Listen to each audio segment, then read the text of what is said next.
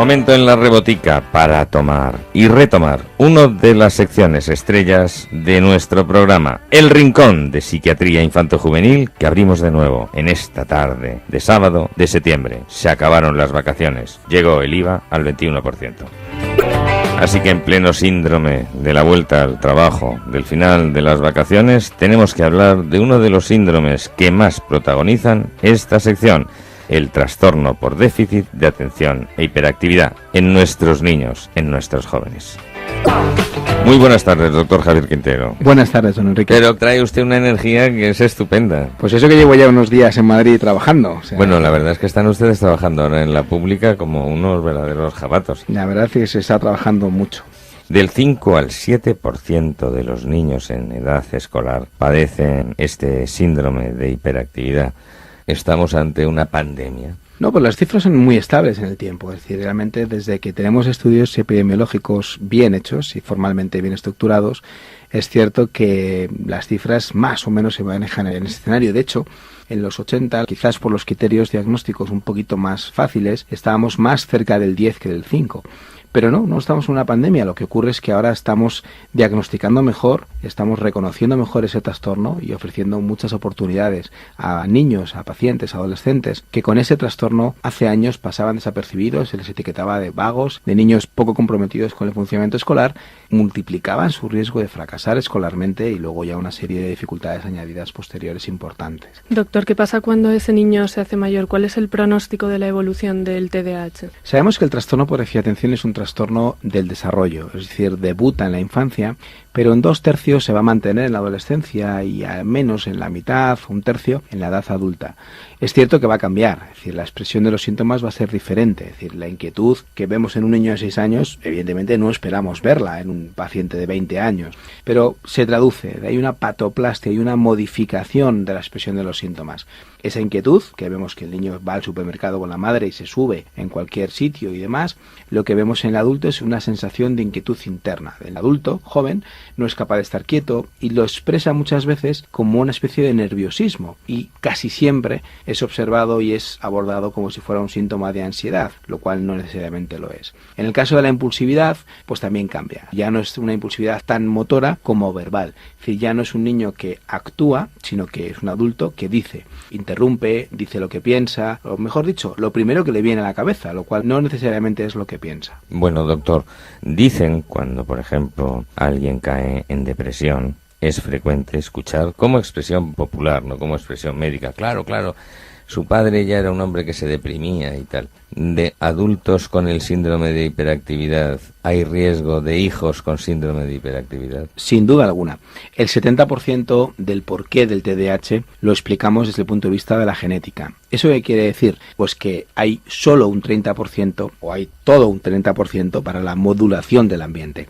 ¿Hay bajas laborales por síndrome de TDAH? Hay mayor dificultad para mantener un puesto de trabajo. Estos, cuando llegan a la edad adulta, son poco organizados, son impulsivos, son inatentos, cometen errores y lo que sabemos es que desde el punto de vista social lo que tienen son más despidos, más dificultades para mantener un puesto de trabajo. Desde el punto de vista afectivo, más riesgo de crisis de pareja. Desde el punto de vista sanitario, más accidentes. Es decir, ya no solamente desde el punto de vista psicopatológico, más trastornos de ansiedad, depresión, pero también desde el punto de vista sanitario general hay más lesiones, más obesidad. Digamos que todo está más desorganizado, más caótico. En esta sección hemos hablado a veces sobre cómo los niños con TDAH tienen mayor probabilidad de caer en el consumo de drogas. ¿Sucede también lo mismo en los adultos? Claro, cuando un adolescente ha empezado un consumo, de hecho, la mayoría de los estudios evolutivos que han ido siguiendo los pacientes con TDAH a lo largo de la vida, y quiero recordar el estudio de Manucha, quizás fue uno de los pioneros en entender que el trastorno por déficit de atención, como la energía, ni se crea ni se destruye, sino simplemente se transforma. Empezó a hacer una muestra de seguimiento a lo largo del tiempo y se sorprendió cuando empezó a ver que muchos de estos pacientes, cuando los siguió en el tiempo y vio a ver qué pasaba con ellos, muchísimos estaban consumiendo alcohol y drogas de manera inusitada. Es decir, el inicio de los consumos se da en la adolescencia de manera más precoz y de manera más intensa, pero claro, los cuadros de dependencia se proyectan a la edad adulta. El trastorno por déficit de atención e hiperactividad, más conocido por sus siglas TDAH, Es un trastorno de base etiopatogénica, es decir, la causa que subyace al problema se encuentra una alteración de la maduración de la corteza prefrontal del cerebro, el área que precisamente se encarga de regular nuestro comportamiento y nuestra atención. Al estar el área menos desarrollada de lo que debiera, se produce una alteración en la regulación de estas funciones. Pero esto no es exclusivo de este síndrome. En muchos otros trastornos mentales y del comportamiento subyace una alteración funcional del cerebro, cada vez más y mejor conocida, con una repercusión en las emociones y en la conducta. Lo crucial en estos casos es entender cómo los síntomas van a ser los mismos, pero cambiando su expresión. Las quejas de hiperactividad se transforman en un cuadro de inquietud interna que suele ser confundida con ansiedad. La impulsividad de estos pacientes, doctor Quintero, es más frecuente en lo verbal que en lo motor, es decir, ¿son chicos que suelen tender a interrumpir conversaciones de otros? Sí, es el ajuste de las conductas. La impulsividad en el niño, lo que vemos es que empuja, pega, se mete en conductas de riesgo, no mide el salto que va a dar y se acaba rompiendo la crisma.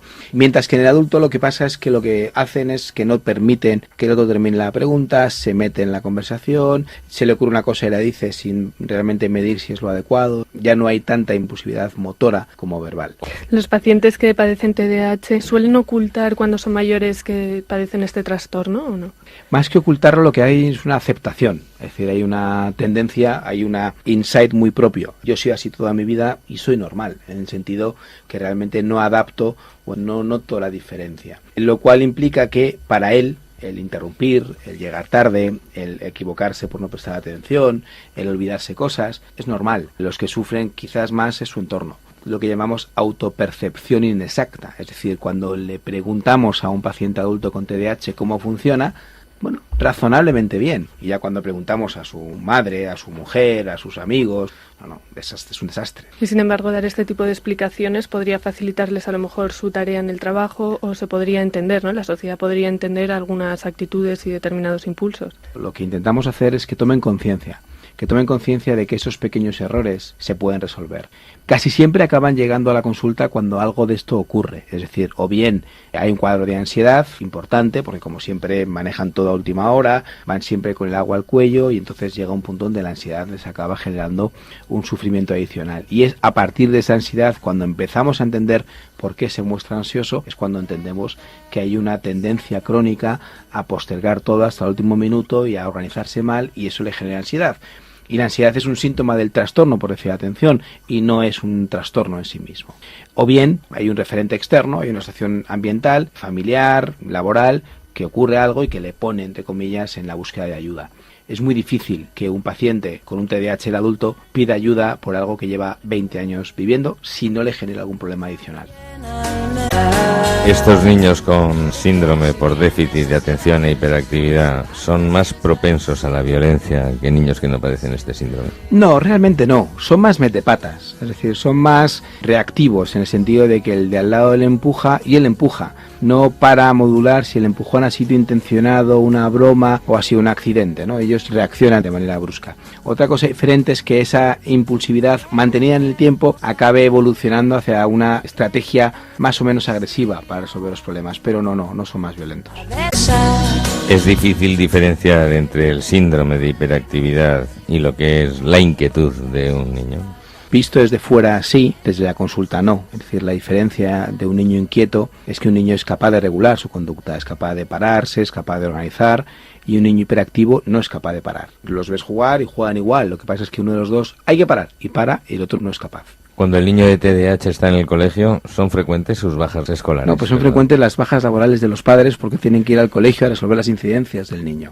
Son frecuentes, no tanto porque al final la dinámica escolar lo que suele ser es que llegan más tarde, que tienen más incidencias de expulsiones y alguna otra incidencia más por alguna caída y demás, pero en sí mismo no hay tanta incidencia como sí el planteamiento de que los padres acaban faltando más a sus trabajos porque se generan muchas llamadas del centro escolar y eso sí es importante. Hay determinadas dolencias psiquiátricas, doctor, que la familia, cuando vive en el entorno con esos enfermos, parece que hay como una especie de mimetismo y que parece que es contagioso.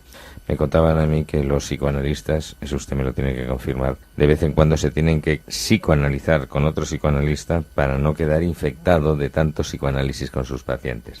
Yo pregunto, ¿hay pacientes que pueden mimetizar en la casa comportamientos como los de los hiperactivos? Sin duda, muchas veces encontramos que hay un niño con TDAH y de repente el hermanito empieza a simular o a tener las mismas expresiones sintomáticas.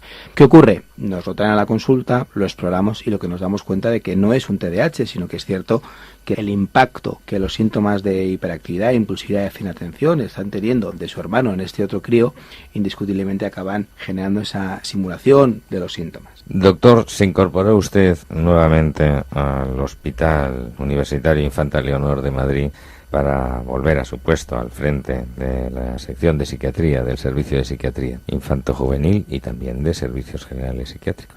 Lleva ya un rodaje de 15 días, otra vez ya puesto al trabajo. Prácticamente. Yo acabo de volver. No hemos fallado ningún sábado, ¿verdad? ¿No? Aquí, todos los sábados del verano. Pero sabíamos que cuando acabábamos el programa nos íbamos otra vez de vacaciones hasta el siguiente sábado. Mi gran duda ¿es usted consciente que a partir de hoy, 1 de septiembre, tenemos que ser mucho más hiperactivos en nuestro trabajo?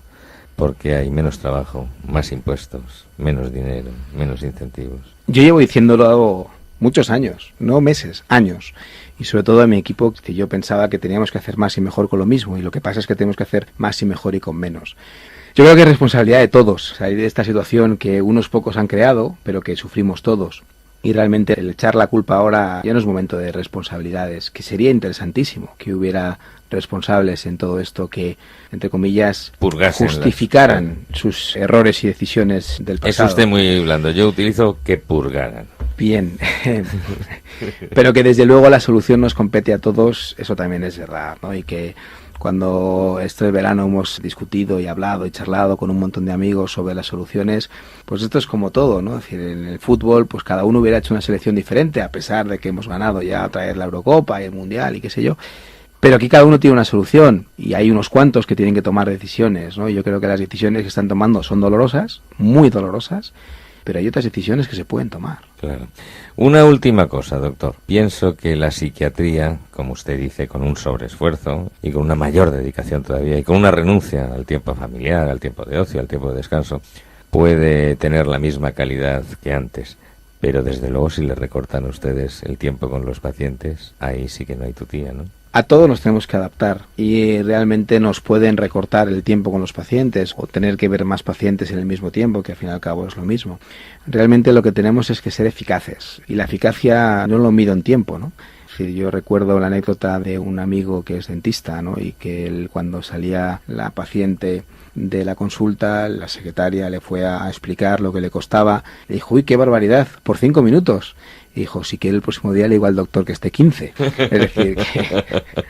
Es decir, que al final en todo esto yo creo que hay que fijarse más en el resultado que en el tiempo, ¿no? A veces pensamos que el tiempo lo es todo y el tiempo es una parte valiosísima y fundamental, pero no lo es todo. Tenemos una cosa que está clara, que es el síndrome del fontanero. ¿Conoce usted el síndrome del fontanero? No, pero me lo va a explicar. Va a arreglar el grifo a la señora. En 5 minutos saca una llave inglesa, aprieta 2 tuercas y se acaba. Y le cobra a la señora 250 euros. Y le dice la señora, 250 euros por 5 minutos para apretar una tuerca. Y le contesta el fontanero, no, los 5 minutos se los regalo. Ahora, los 50 años aprendiendo la tuerca que hay que apretar, eso es lo que le estoy cobrando. Más o menos. Estamos en el síndrome del... Más o menos esa es la idea. Pues bienvenido, bueno, bien hallado de nuevo al trabajo. Nos hemos estado viendo todo este verano aquí en la Rebotica, pero otra vez al curro, como se dice, ¿no? Al curro. Pues sí, al curro. Al tajo. Al tajo. Un abrazo, doctor Quintero, y gracias. Un abrazo, Enrique. Buenas tardes.